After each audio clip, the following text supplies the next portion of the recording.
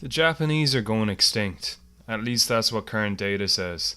What you see right now is Tohoku University's web clock of child population, which fairly ominously counts down the days until the last Japanese child is born. While there are numerous assumptions behind this clock's prediction, it is worth exploring the social ramifications of this data. Curiously, it's this very effect that informs the narrative behind Atlus's cult classic, Catherine. Now, for those of you that don't know, Catherine is a fairly weird game. The key premise of the game is that the player assumes the role of a middle-aged Japanese man struggling with the choice to marry his long-term girlfriend or continue his affair with a 22-year-old. The game is noted for being successful in causing quite a few people to happily assume this role, but also to empathize with Vincent, the protagonist of the game.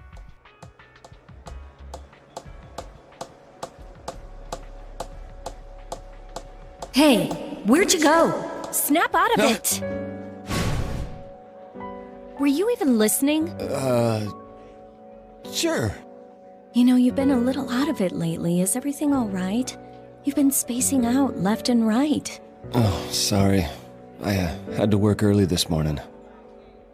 Now, this is not the whole story. Catherine isn't unique in its ability to invoke a sense of empathy in the player. There are countless examples of this, from Final Fantasy VII to The Last of Us, or even the Half-Life series. So what is special about Catherine? Well, the game takes this a step further than normal, and it really warrants some deeper analysis. Japanese cultural critic Azuma Hiroki is noted in saying that video games cause players to identify with and feel empathy for characters, and are at times emotionally moved by video games. He considers this a meaningful, non-trivial experience that warrants academic investigation. The academic analysis of video games may sound unnecessary, but it's important to consider that electronic media has long been a subject of intellectual analysis.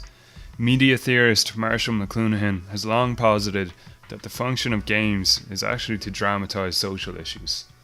Marshall McLuhan studies the media as a way of understanding what it is that makes us live in the way we do, as a way of understanding society itself. He's concerned with all media, but he's best known for his work on the electronic media, particularly radio and television. He sees them as the extension of our central nervous system and argues that they're leading to an electrical retribalization of the West. All these games are huge ways of discovering, dramatizing what the society you are in is all about. By the way, without an audience, these games would have no meaning at all.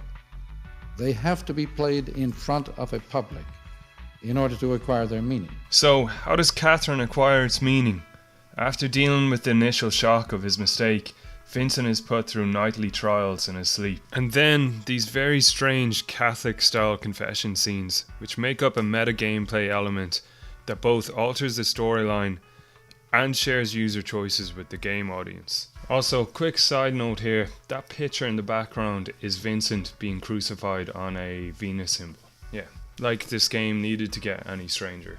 But the scenes do serve an important purpose. They offer a period of self-reflection on the greater social narrative of the game. During the scenes, the player is asked to pull one of two rope levers to answer a simple A-B poll question, usually related to love, relationships, or personality, and they often mirror the Japanese census questions. Sometimes they're whimsical, but most often they take a fairly serious tone, asking things like, does life begin or end at marriage?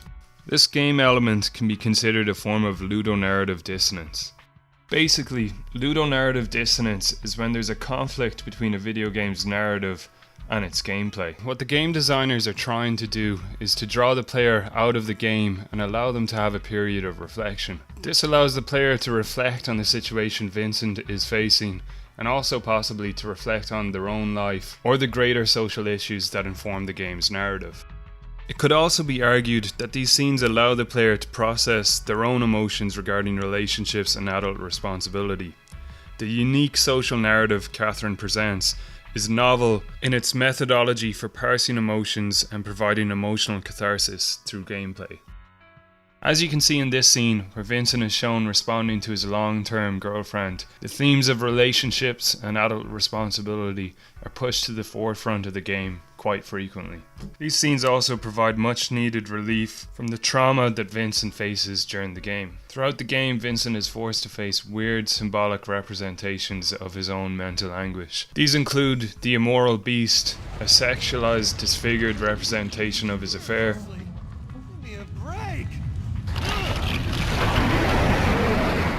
crying fetus screaming for daddy,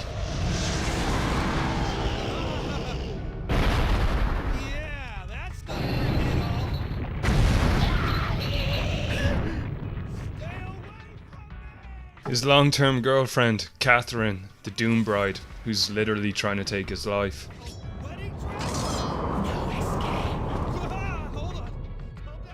Another fetus, this time with a chainsaw.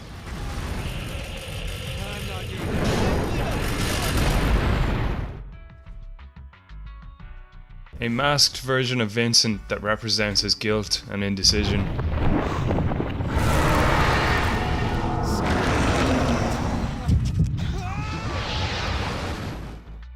And the other Catherine, the one that Vincent had an affair with.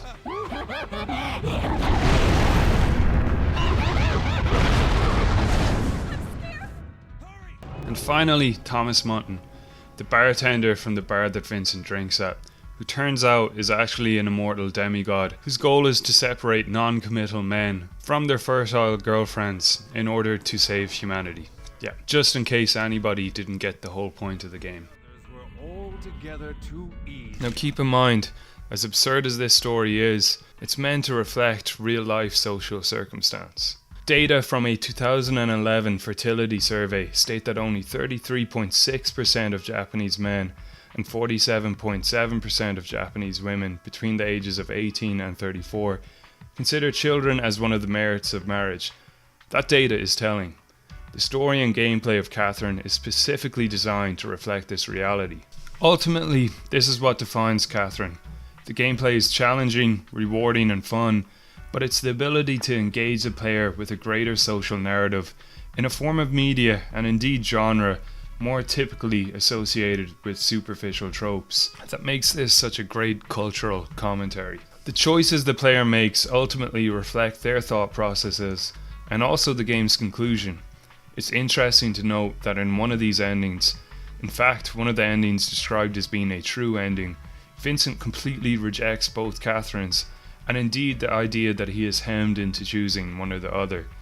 Effectively, the message is that the player is free to take charge of their own decisions in life, just as they did with Vincent's, and perhaps this virtual reality has something to say about our own reality. What do you mean you give up? To be honest, I really thought I was gonna die last night, but I lived, and I'm free, right? Yes. A promise is a promise. With all that shit going on yesterday, I did what I had to do. But maybe now I don't need to worry about getting back what I lost. This is so sudden. Why? Well, how do I put it? I guess I had an epiphany. What you said about the prosperity of the species triggered something. I'm not sure anything I said would cause you to do this. Look, everyone's gotta die sometime, right? No matter how powerful you are or how much you take care of yourself. So, you need to pass the torch. And marriage is the preparation for that, right? Well, if that's the case, then brother, I am not ready to get married. When I was younger, I guess I figured something would happen to, you know, validate my lifestyle. But that didn't happen. Instead of adapting to life, I got all scared by the slightest decisions. Yeah. But things are different now. I finally feel that I can progress. Well, I only feel that I can. Well, this is interesting. If that's true, then I apologize for giving you those nightmares. Then, what about me setting up your meeting? Huh? Don't worry about it for now. But no more nightmares, you got it? I'm not going through that shit again. Well, yes, of course. I promised you that. Oh yeah. Hey, Mutton. Yes? That arcade machine over there. It's just like the dream, huh? I guess you could call it a machine that makes it easier to enter the nightmare. Are you serious? I played that damn thing all this time without knowing? You sure are a pain in the ass, man. I'm sorry.